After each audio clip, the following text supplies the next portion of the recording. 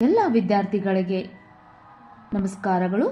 ಪಾಠ 5 ಹಸ್ತರೇಖೆ ಬದಲಿಸಿದ ಬಾಲಕ.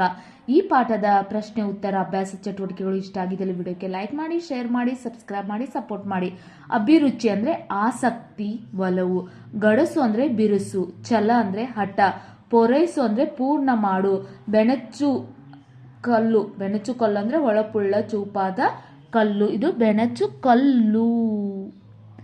ಕಲ್ಲು ಅಂತ ಬರಿಬೇಕು. ಬೆಣಚು ಕಲ್ಲು ಅಂದ್ರೆ ಹೊಳಪುಳ್ಳ ಚೂಪಾದ ಕಲ್ಲು. ವಿದ್ಯಾದಾನ ಅಂದ್ರೆ ಶಿಕ್ಷಣ ನೀಡು.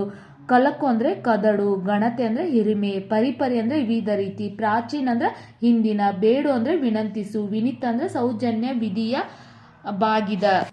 ಒಂದು ವಾಕ್ಯದಲ್ಲಿ ಉತ್ತರಿಸಿರಿ. ಪ್ರಾಚೀನ ಭಾರತದ ಅತಿ ದೊಡ್ಡ ಗುರುಕುಲ ಯಾವುದು? ದಕ್ಷಶಿಲೆ ಪ್ರಾಚೀನ ಭಾರತದ ಅತಿ ದೊಡ್ಡ ಗುರುಕುಲ. ತಾಯಿ ದಕ್ಷಿ ಗುರುಗಳಲ್ಲಿ ಏನೆಂದು ಬೇಡಿಕೊಂಡಳು? ತಾಯಿ ದಕ್ಷಿ ವಿದ್ಯೆ ಕಲಿಸುವಂತೆ ಗುರುಗಳಲ್ಲಿ ಬೇಡಿಕೊಂಡಳು. ಗುರುಗಳು ಬಾಲಕನ ಕೈ ನೋಡಿ ಏನೆಂದು ಹೇಳಿದರು? ಗುರುಗಳು ಬಾಲಕನ ಕೈ ನೋಡಿ ಅವನ ಕೈಯಲ್ಲಿ ವಿದ್ಯಾರೇಖೆವಿಲ್ಲ, ವಿದ್ಯೆ ಹತ್ತುವುದಿಲ್ಲ ಎಂದು ಹೇಳಿದರು. ಬಾಲಕ ಕೈಯಲ್ಲಿ ವಿದ್ಯಾರೇಖೆಯನ್ನು ಯಾವುದರಿಂದ ಮೂಡಿಸಿಕೊಂಡನು? ಬಾಲಕ ಕೈಯಲ್ಲಿ ವಿದ್ಯಾರೇಖೆಯನ್ನು ಬೆಣಚು ಕಲ್ಲಿಂದ ಮೂಡಿಸಿಕೊಂಡನು. ಪಾಣಿನಿಯ ಗುರುವಿನ ಹೆಸರೇನು? ಪಾಣಿನಿಯ ಗುರುವಿನ ಹೆಸರು ಉಪಪರ್ವ. ಪಾಣಿನಿ ಯಾವ ಭಾಷೆಯಲ್ಲಿ ವ್ಯಾಕರಣ ರಚಿಸಿದ್ದಾನೆ?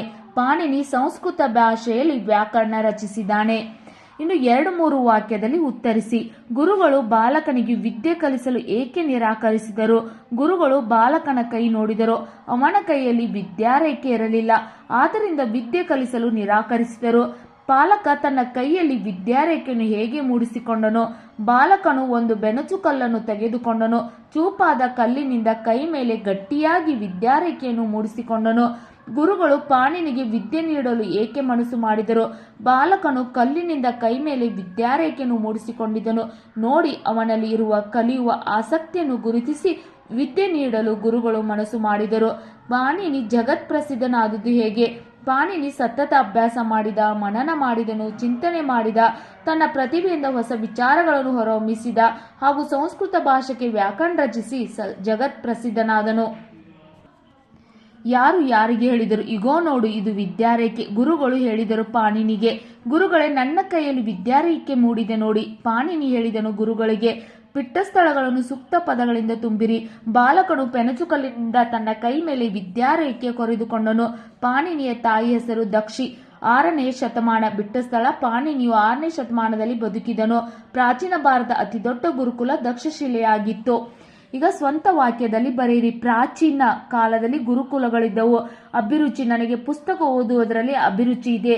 ಪೂರೈಸು, ನಾನು ತಂದೆ ತಾಯಿಯ ಆಸೆ ಪೂರೈಸುತ್ತೇನೆ. ವಿನಿತ, ಪಾಣಿನಿ ಬಹಳ ವಿನೂತನಾಗಿದ್ದನು.